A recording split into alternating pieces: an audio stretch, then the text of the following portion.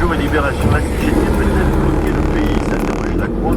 Les positions des uns et des autres paraissent inconciliables. Face aux syndicats, le gouvernement exclut le compromis, rapporte Le Monde. Certes, observe les Échos, François Hollande est sous la pression de sa majorité, qui aimerait bien que le pouvoir fasse un geste pour débloquer la situation. Selon le Parisien, le président et son premier ministre seraient même prêts à lâcher du lest, ce qui reste encore à démontrer.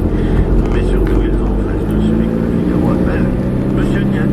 Philippe Martinez, le leader de la CGT, un redoutable tacticien, écrit le quotidien qui abat toutes ses cartes une à une pour appuyer le gouvernement qui est à paralyser le pays. Philippe Martinez, l'homme qui veut mettre la France à genoux. Fiche des...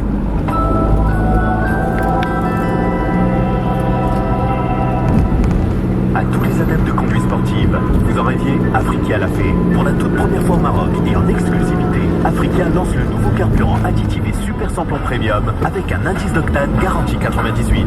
Conçu selon les normes internationales, le nouveau carburant Super Samplon Premium d'Africa booste les bonnes performances de votre moteur et lui procure un meilleur démarrage. Avec le tout nouveau Super Samplon Premium d'Africa, donnez ce qu'il y a de meilleur à votre moteur. Le système qualité carburant Africa est certifié ISO 9001. Africa, l'essence du bonheur.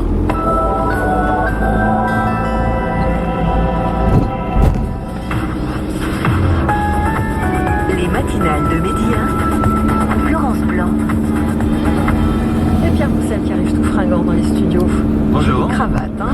Vous ne la voyez pas, mais en tout cas, elle est très très jolie. Pierre Roussel, vous revenez sur cette nomination hier en Israël, nomination d'Avigdor Lieberman. Ce n'est donc pas un militaire de carrière qui devient ministre de la Défense. Exact, une citadelle est tombée en Israël, un poste clé, celui de ministre de la Défense. Depuis la création du pays, depuis que la guerre a commencé, les Israéliens, colombes ou faucons, travaillistes ou Likoud, ont toujours eu à souhait de choisir l'homme de la situation pour ce ministère, avec des choix très contestables, je pense à Sharon, mais des hommes qui connaissaient leur dossier.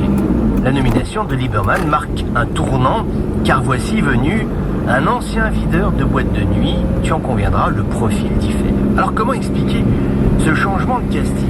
Jusqu'à présent, les ministres israéliens de la Défense avaient en commun de fortes personnalités, souvent très charismatiques, et une connaissance réelle du feu.